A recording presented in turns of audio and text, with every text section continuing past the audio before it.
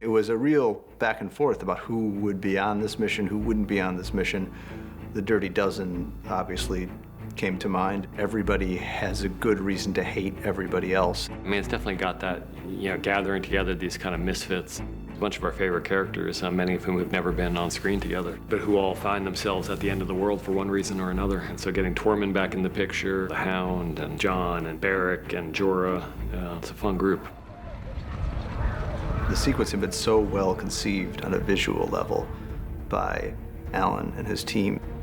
To do that with hundreds of people and weather and visual effects and fire with lots of moving parts and still have that sense of artistry about it, it takes a different level of directing. 3, 2, 1, action! Our story is 7 guys on a rock being attacked by whites and trying to tell a clear story of, your task is to defend a perimeter, and as you lose, your perimeter's going to fall back, and how do you kind of hold order against just pure chaos? It's, herding kittens. It's, you can't see anything except people whacking each other, and it takes some effort to talk to the cast to sort of say, no, the story is, here's a line, and we have to show that it's not being broken or that it is being broken. It was important to create a situation where I'm hoping the audience will think that one of our beloved characters is going to die. I mean, we wrote it and we were watching it, and I was like, holy shit, Tormund's gonna die. But somehow he managed to override my rational brain and make me think that Tormund was gonna die. No matter how great your visual effects are or your art department and everything, there's just nothing quite like the real thing if you can find it. Iceland exists, and it's real, and it's cold as hell, and it's beautiful, and there's just nothing like having that reality on screen. It doesn't look like anywhere else.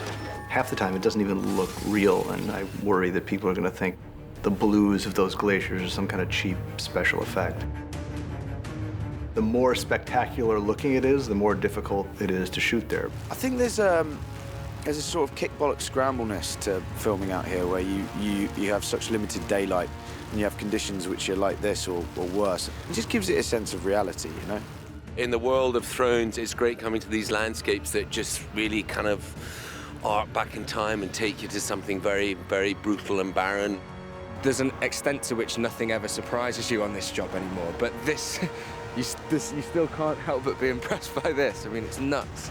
You can't get to this location without literally monster jeeps. It's a hell of a way to go to work. The Icelandic technical crew for setting up the base camp have to have everything ready, and they have to do that obviously under cover of darkness. So the crew, when they arrive, everything is ready to go.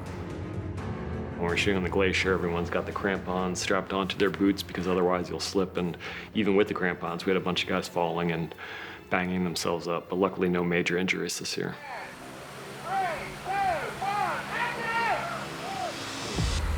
What we had to go through to get the zombie polar bear was writing the zombie polar bear into every season of the show for about 4 seasons. We thought they'd be so excited to do a zombie bear, and it's kind of like, oh my God, they're serious about doing this fucking zombie bear. Only to have Bernie and the visual effects guys tell us in the nicest possible way, fuck you, we cannot afford a zombie polar bear. This year made perfect sense that you could have one of these things out there, and we really put our 4 feet down and we said, God damn it, we want a zombie polar bear. We looked at some of the beats, the way the polar bear in the previews that we got, how it spots the guy's way, how it picks someone up and shakes him around, and then we get our wires in and start rehearsing with guys using different methods to pull someone around and get the right body shapes and the right energy. Everything's made sure it's super safe first. We test everything over and over again, usually with a weight bag, and when we're happy that it's safe to have someone on, we get someone on. We were holding a flaming sword in the jaws of this thing, so the big guy was able to move the head around, which was something for our actor on the floor to work against. I've never really worked with this ping pong ball thing and pretend that's a bear, and I've had people going, oh, when I'll come towards you, I'm a bear. No, you're not. Your name's Toby.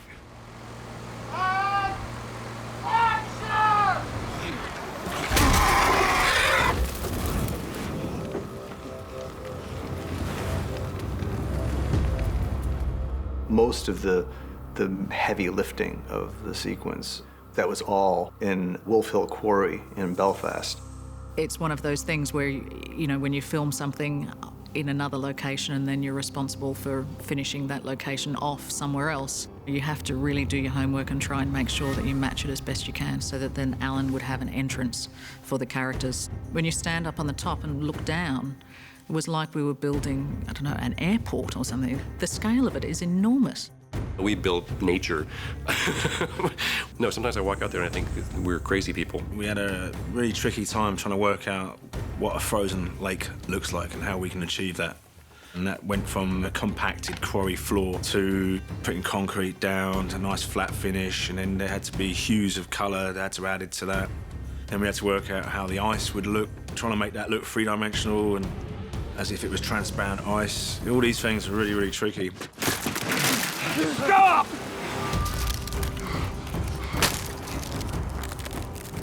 We paint the cliffs a little bit, and then we snow the cliffs a lot. 3,500 bags of snow through 6 machines with 15 guys. We're constantly redressing it and adding to it, and every day we have to scrape it off and start again the next day. And yeah, it's full on. It's a really cool set. Like, it's an amazing set. They cemented a whole quarry to flatten it out to make it look like an ice lake. The amount of workmanship is incredible, and I mean, it really, we've had to run across that ice. It just looks so real. It's fantastic.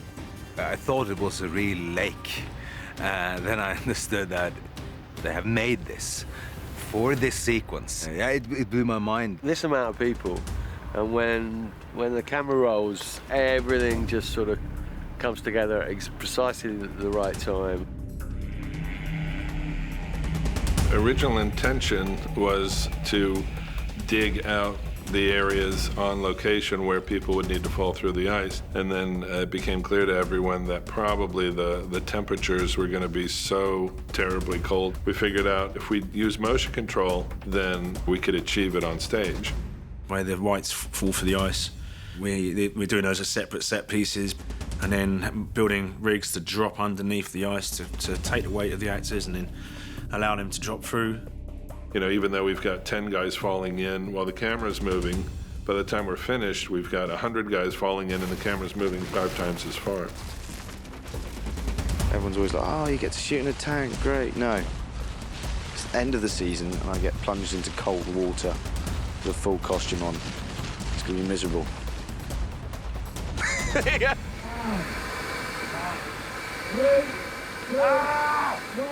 When you're in the middle of a fight, you need to have all your adrenaline on a maximum. So I had to be pumped up and ready in 5 to 10 seconds and then calm the fuck down very fast.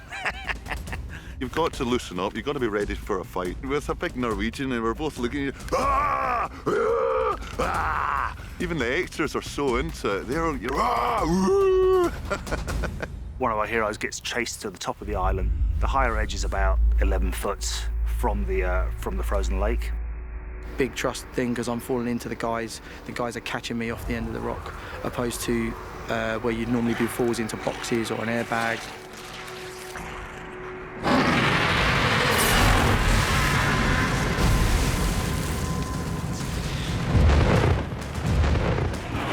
Well, it's funny how times have changed. In season 2, the dragon was riding on Danny's shoulder, and now Danny's riding on the dragon's shoulder. And when Danny gets on and off the dragon, it's sort of like wheeling up the stairs to a 747. We've modeled the dragon and then laser cut this full-scale giant piece of polystyrene to create a section of the dragon's back that is living on the island at the frozen lake. I've got a bit of climbing to do on that contraption with a person on my shoulder. I just hope I can do it. Well, I've never flown a dragon before. I'm sure we'll be fine. Just hang on.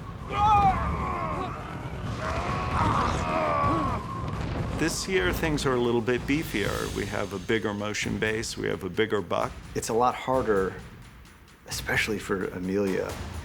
It's one thing to act in a room with somebody and to draw on your considerable resources as an actor. It's another thing to have a situation that's supposed to incorporate the same level of emotion, but in the most artificial environment you can possibly imagine. It's the opposite of walking in costume through Iceland.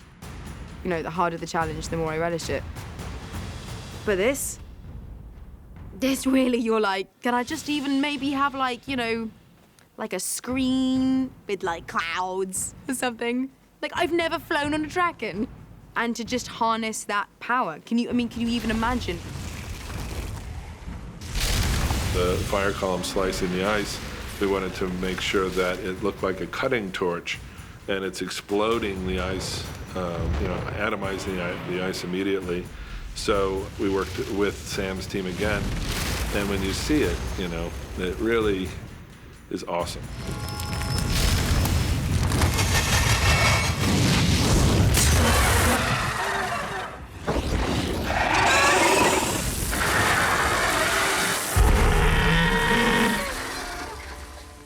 We knew that the Night King would see and seize this opportunity, and like to think that when the dragon dies, that it's kind of a nice 1-2 punch, because on the one hand, you're just seeing the horror of one of these the three only unique, amazing beings like this in the world, going under the water and not coming up again, and you're processing that. And then you're processing something that's even worse, which is when it comes back out from under the water again.